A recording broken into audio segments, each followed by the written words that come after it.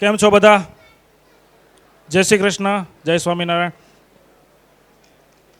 ઘણો બધો ટાઈમ થઈ ગયો છે એટલે આપણે લાંબુ ડિસ્કશન નહીં કરીએ. શોર્ટ એન્ડ સ્વીટમાં આપણે સ્પીચ આપીશું. અને જે રિયાલિટી છે અત્યાર સુધી મોટિવેશન ઘણું બધું થઈ ગયું છે. હવે જે ખરેખર રિયાલિટી છે એની ઉપર આપણે વાતચીત કરીશું.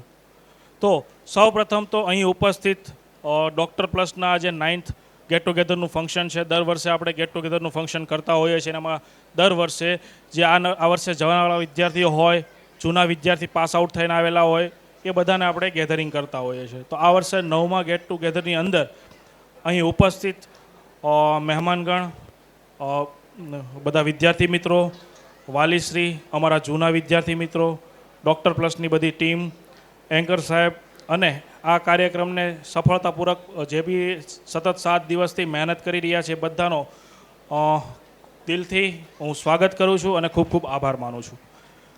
બીજી વસ્તુ, મેઇન વસ્તુ હવે એ છે કે ઘણી બધી સંસ્થા હતી. તમે કોઈકને કોઈના માધ્યમ દ્વારા ડૉક્ટર પ્લસનો સંપર્ક કર્યો હશે, રાઈટ? કોઈ સેમિનાર દ્વારા હોય, કોઈ કોલિંગ દ્વારા ખ્યાલ આવ્યો હોય, કોઈ સિનિયર દ્વારા ખ્યાલ આવ્યો હોય, કોઈને રેફરન્સ દ્વારા ખ્યાલ આવ્યો હોય, અથવા ઘણા બધા સેમિનાર એટેન્ડ કરેલા હોય. એ બધામાંથી બાદ કરીને તમે ડૉક્ટર પ્લસને સિલેક્ટ કરી એ બદલ આપ સૌનો ખૂબ ખૂબ આભાર. અને વાલીઓનો પણ ખૂબ ખૂબ આભાર કે તેણે અમને વિશ્વાસથી અમારી કંપની ઉપર વિશ્વાસ રાખીને અમને કામ સોંપેલું છે. અને અમે ડૉક્ટર પ્લસ સંસ્થા આ તમને વચન આપીએ છીએ અત્યારે જાહેરમાં સ્ટેજ ઉપરથી હું વચન આપું છું કે તમારા બાળકને ડૉક્ટર બનાવીને લાવવાની જવાબદારી આજથી મારી છે. સરે કહી દીધું લાવવાની જવાબદારી મારી છે. ઇટ મીન્સ કે હવે તમારે આરામથી સૂઈ જવાનું છે એવું નહીં. હું જે કહીશ, હું જે રીતના ગાઈડન્સ આપતા હોય, અમારી જે સ્ટાફ ગાઈડન્સ આપતો હોય, ડેમ્સની જે ટીમ છે ટાઈમ ટુ ટાઈમ તમને ગાઈડન્સ આપતી હોય, તો એ ગાઈડન્સને તમારે ફૂલફિલ કરવાની છે. આ 6 વર્ષની જર્ની દરમિયાન કોઈ પણ જાતની પરિસ્થિતિ આવે, સારી પરિસ્થિતિ હોય, ખરાબ પરિસ્થિતિ હોય, ક્યારેક તમારા સંસ્થાની સર્વિસની જરૂર પડતી હોય, તો એની ટાઈમ સંસ્થા એ માટે બંધાયેલી છે કે તમને કોઈ પણ જાતની 6 વર્ષ દરમિયાન નાની મોટી તકલીફ પડતી હોય તો એના માટે અમે લોકો સર્વિસ આપવા માટે બંધાયેલા છીએ. બીજી વસ્તુ કે રિયાલિટીની વાત કરીએ તો હવે તમે બધા જ્યારે વિદેશમાં MBBS કરવા માટે જઈ રહ્યા છો તો આ એક નાની વાત નથી. જોકે નીરવભાઈએ બી આવરી લીધું છે, ઘણા સરે આવરી લીધું, બિરેનભાઈએ બી આવરી લીધી જે વાત કરી છે કે આ એક સામાન્ય વાત નથી કે તમે અમુક વિદ્યાર્થીમાંથી જ એવા વિદ્યાર્થીઓ છો જેને MBBS કરવાનો મોકો મળે છે, બરાબર? ઘણા બધા વિદ્યાર્થી એવા હશે, તમારા ક્લાસની અંદર વિદ્યાર્થી એવા હશે કે જેને સારા માર્ક્સ હોવા છતાં બજેટ પ્રોબ્લેમના લીધે કે કોઈના કોઈ કારણસરના લીધે એ લોકો વિદેશ અભ્યાસ સિલેક્ટ નથી કરી શક્યા. ઘણી બધી પરિસ્થિતિ હોય. તો આ પરિસ્થિતિની અંદર તમારા માતા પિતા જે તમારી પાછળ મહેનત કરે છે, એ પોતાનું સેવિંગ તમારી પાછળ યુઝ કરે છે, તો એ માતા પિતા માટે ખાસ તો એકવાર તાળી પાડીએ. બીજું, આપ સૌએ જે ડિસિઝન લીધો છે, હું વારંવાર ઘણીવાર કહેતો હોઉં છું, MBBS અઘરું નથી, MBBSમાં એડમિશન લેવું અઘરું છે.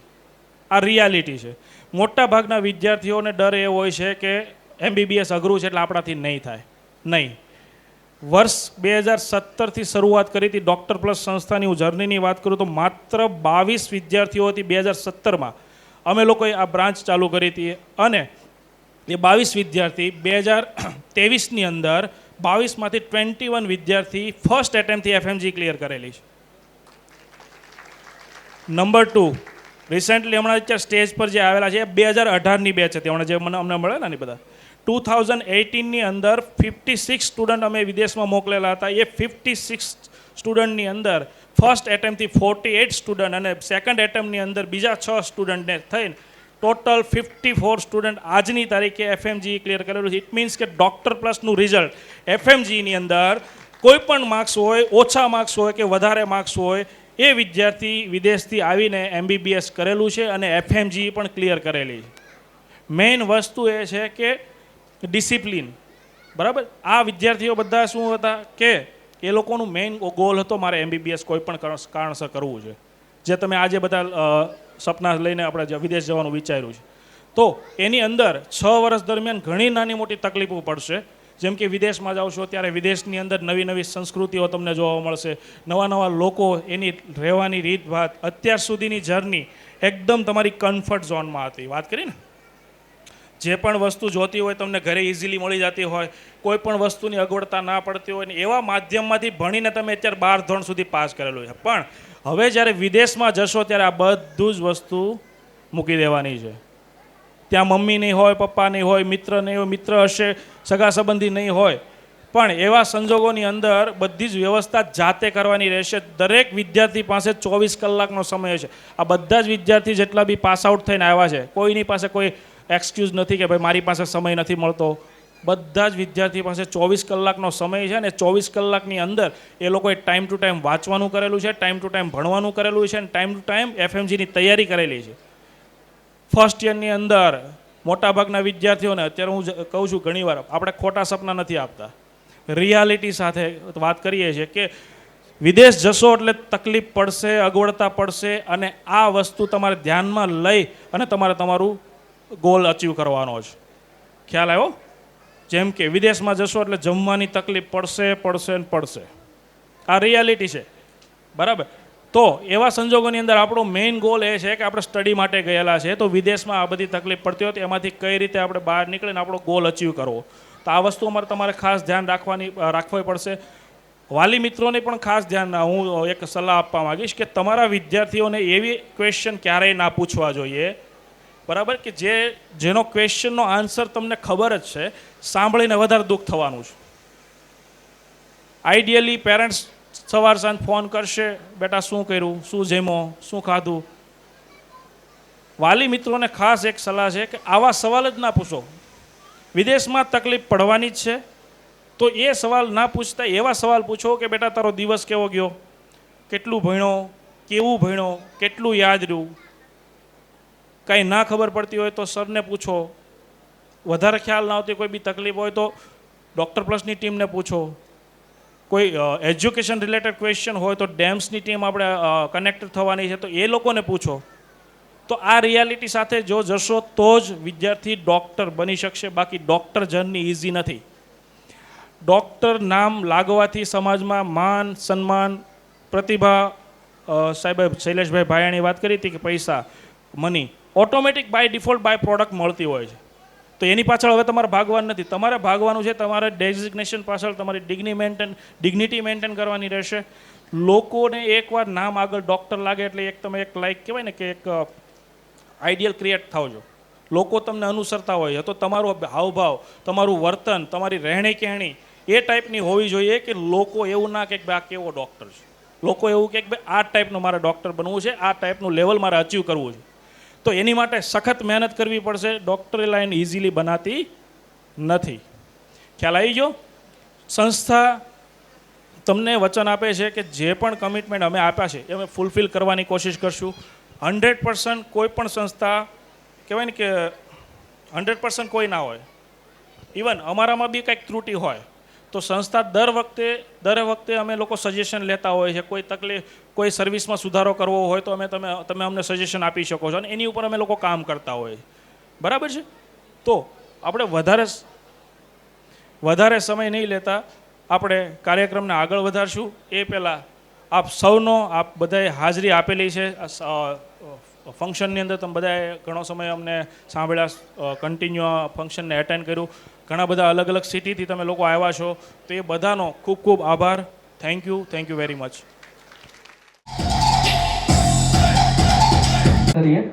અને 3 ઊંડા શ્વાસ લઈએ. એક નાની એવી વિચાર, એક નાની એવી પ્રાર્થના શું કરી શકે છે એ સાથે માત્ર ને માત્ર 2 મિનિટ લેશું તમારી. એક ઊંડો શ્વાસ લો, ધીરે ધીરે છોડો. આજથી ઘણા વર્ષો પહેલા તમે તમારા પરિવારની અંદર એક સપનું જોયું હતું, એક સપનું મૂક્યું હતું. પપ્પાને અથવા તો મમ્મીને તમે કીધું હતું કે મારે ડોક્ટર બનવું છે.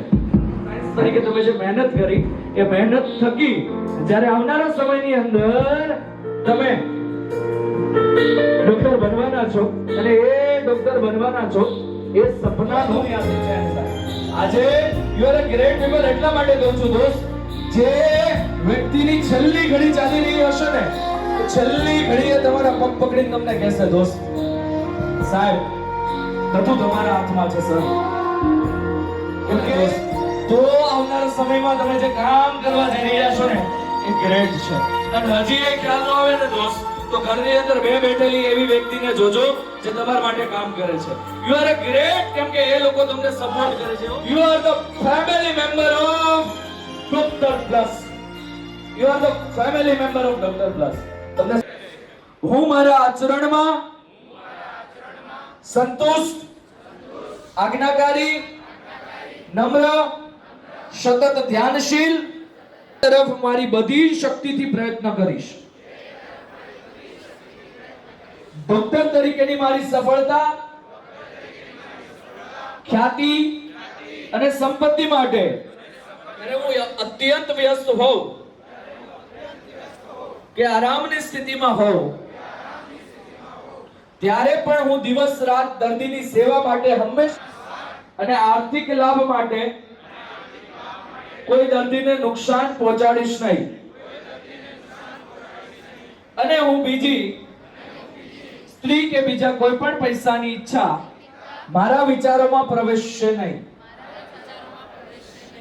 મારો પોશાક ભવ્ય અને પ્રભાવશાળી હશે, શુદ્ધ, યોગ્ય, સુખદ, સાચી, ફાયદાકારક અને નમ્ર વિકાસ માટે તેના પતિ અથવા સંબંધીની હાજરીમાં જ સારવાર કરીશ. દર્દીની તપાસ કરતી વખતે મારો પરિવાર વિશેની ગોપનીય માહિતી જાહેર કર, કારણ કે તે દર્દી અથવા તેના સંબંધીઓ માટે આઘાતજનક અધિકૃત વિદ્વાન હોવા છતાં હું મારા જ્ઞાનને અહંકારી રીતે એક માતા પિતાનો ફોટો, એ માતા પિતાનો ફોટો કે જ્યારે તમે વિદેશમાં કોઈ તમારા ધ્યાન સિવાય બીજી વસ્તુમાં તમારું એટ્રેક્શન આવે ત્યારે તમને વારંવાર યાદ અપાવશે કે તમે શેના માટે આવેલા છો. એ વ્યક્તિ બે વ્યક્તિ તમારા માટે કેટલું સેક્રિફાઈસ કરે. તો માતા પિતાનો ફોટો. અને ત્રીજી વસ્તુ છે, તમે જે પણ ધર્મ માનતા હો, જે પણ પુસ્તક માનતા હો, એક પુસ્તકને ખાસ તમારી સાથે લઈ આવો.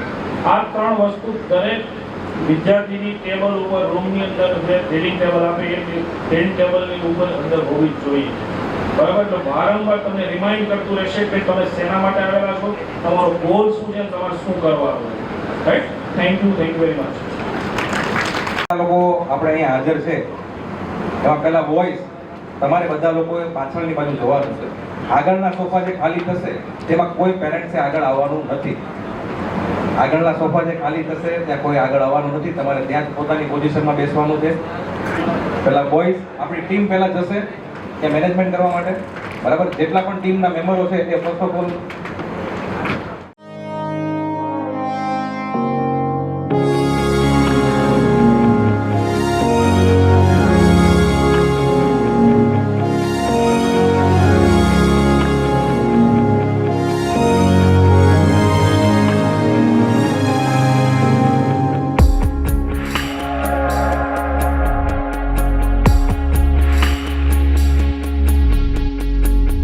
कहते थे लोग जो काबिल नहीं है तू, देंगे वही सलामियाँ.